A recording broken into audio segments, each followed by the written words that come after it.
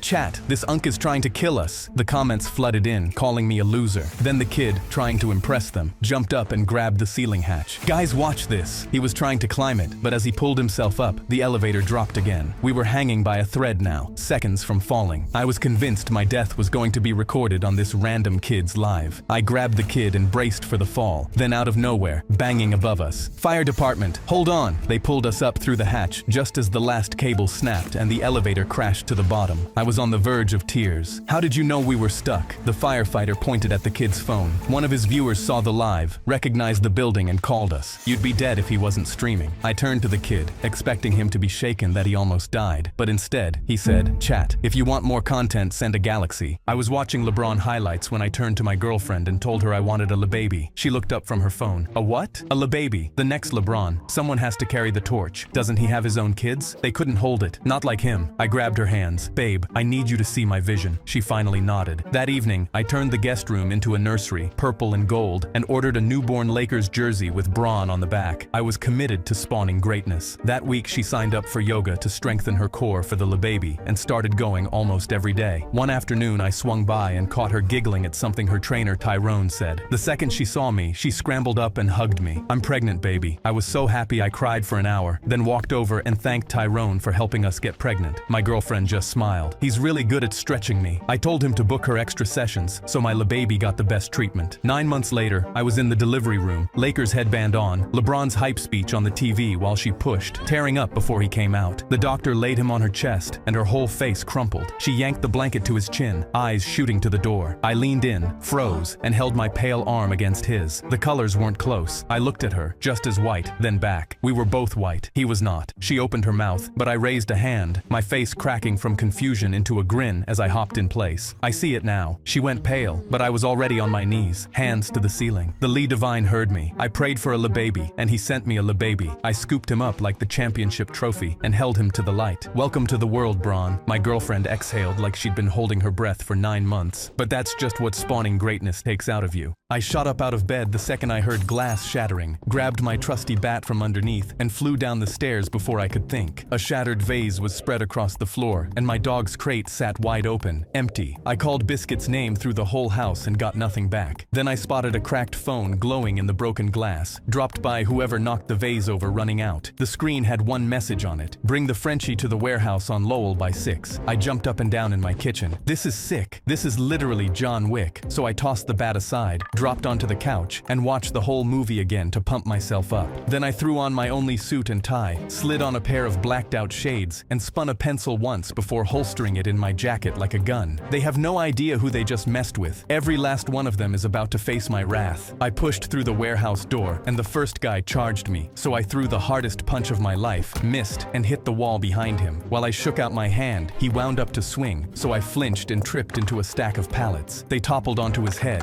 and knocked him out cold. I cracked my neck like I'd meant to do that. Another guy pulled a gun, but right as he aimed, my cheap suit pants split down the back. I bent down to check just as he fired, so the bullet sailed over my head, pinged off a metal pole, and ricocheted back into him. He crumpled to the floor crying. I followed the barking to a cage in the back, guarded by the biggest man I'd ever seen. He lifted me off the floor by my collar while my legs kicked at nothing, but Biscuit shoved his squeaky bone through the bars. The giant stepped back onto it, and 400 pounds came down on his own head. I grabbed Biscuit and held him tight. Then the boss rounded the corner with a gun, so I panicked and threw my pencil as hard as I could, just like the movie. It missed by a mile, clipped a propane tank, and the blast sent him through the window into the night sky like a rocket. The place caught fire, so I carried Biscuit out, and the second we cleared the door, the warehouse exploded behind us, and I never looked back. I didn't land a single punch in there, but when people ask how one guy leveled a warehouse and got his dog back, I fix my tie and say I trained for it. The judge banged his gavel and gave me custody of my daughter, and I jumped in the air because I hadn't seen her in 12 months. That night, I made her favorite soup, and after eating looked at me with her giant sparkling eyes. Can we go on a late-night drive like we used to? I hesitated because I'd lost my license, and if I was caught, I'd be going to jail. But when I looked into her hopeful eyes, I couldn't say no. We got in the car and took off, and I kept my head on a swivel looking for cops. But then I saw something that made me stop. She'd snuck a second bowl of soup in the back seat. "You're gonna spill it," I laughed, but she took a tiny spoonful and promised she wouldn't. I kept driving while she beamed with her soup, and a smile formed on my face. I was so lost in the moment, I didn't even notice my foot drifting on the accelerator. Red and blue lights flashed across my car. I glanced at my speedometer and saw I was going 80 in a 50, and my legs trembled on the brakes as I rolled to a stop. Crap, I'm going to jail. I gripped my head terrified, because jail meant losing my daughter again. I turned around and saw her drop her spoon into her soup out of fear. "Did you say jail, Daddy? I won't get to see you again?" Her lip quivered, and I saw the cop step out of his car. I tried frantically to think of a way out, when suddenly I smelt it. My daughter was tipping her bowl of soup onto my dashboard. Soggy carrots and broccoli ran all over my console. I gripped my head. "What are you doing?" But she cut me off. "Tell him I threw up." She curled into a ball in the back seat, and suddenly I heard knuckles on my window. I rolled my window down and faced the officer, pale with fear. But then my daughter groaned from the back. "Are we at the hospital yet, Daddy? It hurts so bad." She was clutching her stomach, and I instantly realized what she was doing. I told the officer, "My daughter's got appendicitis, sir. She just threw up. That's why I was speeding." The cop saw the spilled soup that looked like vomit and immediately nodded. "I'm so sorry, sir. Please keep driving." I pulled away, and my daughter instantly sat up, grinning with her empty bowl. I would have gone to jail if she didn't spill that soup, and getting custody this morning would have meant nothing. But now I got to keep being her dad. The fat kid next door pounded on my door. "Have you seen my chocolate bar?" I opened up and he was already red in the face, jabbing a finger at my chest. "My Hershey's cookies and cream bar. The big white one. Someone ate it." I shrugged. "I haven't seen it." He immediately spun around and roared down the whole street. "Whoever ate my chocolate is dead. You hear me? Dead." Everyone on the street froze because we all knew whoever ate it was screwed. He crossed his arms. "Fine, I'll just have to find the criminal myself." He stormed into his house and came back outside with a remote-controlled drone and a roll of duct tape. More people gathered to watch as he started taping himself to the drone. Whoever took it better watch out. I'm coming for you. In seconds, he launched himself into the air, scanning every backyard and screaming that the thief couldn't hide from him. Doors opened all down the street and people ran out waving their own chocolate bars up at him, trying to talk him down. Someone held up a fresh Hershey's and he swatted it clean out of the air. It's not the same. I want mine. But the drone started sputtering under his weight, dipping toward the road while the duct tape started to peel. He looked around frantically. Watch out! He started heading right towards me, and I sprinted so I wouldn't be the one to break his fall. He tumbled to the ground, and when I turned to get a closer look, I saw a corner of white wrapper poking out of his back pocket. Check your back pocket, I shouted up at him. He reached back, yanked out a crushed empty Hershey's wrapper, and went still as the whole street fell silent. I ate it. Whoever ate it was screwed, and it was him. The drone gave one last sputter and pushed him straight into my bush, while his hand still gripped the empty wrapper.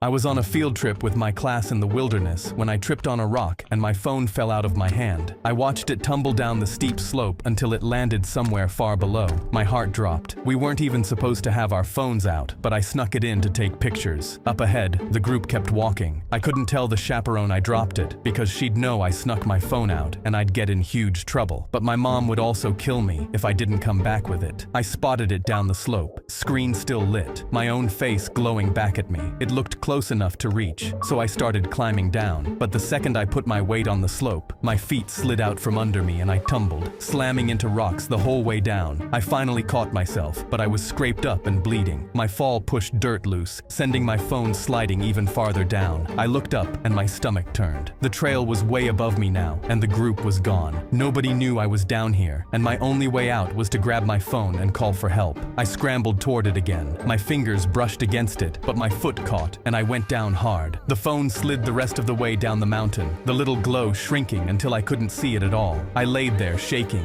hurt, and alone, and this might have just cost me my life. I don't know how long I sat down there, freezing, but then I heard someone scream, "I think I see him!" I jumped up and saw a chaperone climbing up the slope toward me. I started sobbing as she pulled me up and wrapped me in her jacket. When we finally got back to the trail, I asked, "How did you know I was down here?" She reached into her pocket and pulled out my phone. The screen still lit with my face. "This slid all the way down to the trail. We saw your picture on it and realized you weren't with the group." She handed it back to me. The phone I almost died trying to save was the only reason they found me at all. "Also, we told your mom what happened. She says she's going to kill you." My girlfriend's son charged at me until I fell over on my stomach and jumped up and down on my back screaming, "Are you my new daddy?" I took a deep breath, and when his mom mouthed, "Sorry," I plastered on a fake smile and mouthed back, "It's all good." Because even though I knew she had a son, I didn't know he was crazy, and part of me didn't want this anymore. How was I supposed to tell her that? When it was time to sit down and eat the homemade lasagna I'd made, Ben twisted a loose bloody tooth out of his mouth and shoved it in my face. "This is for you. You can use it to get money from the tooth fairy." Turned to my girlfriend and asked if she wanted to go on vacation, just the two of us, because I signed up for a girlfriend, not a kid who used my leg as a jungle gym. But she smiled ear to ear. My son would love that. And a few weeks later, when we were at the hotel, Ben was starfished across my chest, painfully plucking the individual hairs on my arm. His mom kissed his head and grabbed her purse. "You guys are so cute. I'm leaving to get ice. Enjoy your bonding time." I yanked myself out of bed and reached my hand out. Wait, but the door had already clicked shut behind her. I quickly grabbed his backpack and took out the drawing that was sticking out. "What's this, buddy?" I knew if I didn't make conversation with him, then he'd find a way to attack me again. He whispered, "Open it." I unfolded it, and at the top read the words, "Draw